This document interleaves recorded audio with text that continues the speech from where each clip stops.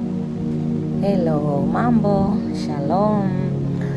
Basi leo nikiwa na remba keki, kuna andiko likawa limenijia. Basi umetegwa kwa maneno ya kinywa chako mwenyewe, umekamatwa kwa maneno ya kinywa chako. Kuna hii notion ambayo inakuwepo kwamba marafiki wa hawasupport biashara. Lakini mimi naweza nikasema huo ni uongo, marafiki wanasupport. Kwa mfano mimi binafsi, 80% ya product zangu, wateja wangu ni marafiki zangu. So kuna namna ambavyo unakuta unajitamkia unaenda na mkumbo. Mungu anafunga huo mlango ya kwamba ushasema marafiki wa support biashara.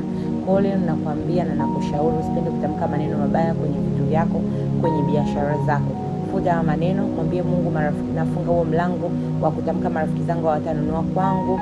Natamka ya kwamba marafiki zangu watakiona kibali kwenye kazi, wataiona kazi yangu ni nzuri na nitafanya kazi nzuri ambao watavutiwa nayo. Mungu akubariki sana, jitamkie mema, usiache. This is expansion, na hiyo ilikuwa ni keki ya rafiki yangu, nimemtengenezea for all, yani niko naye karibia miaka 3 sasa. Karibuni sana.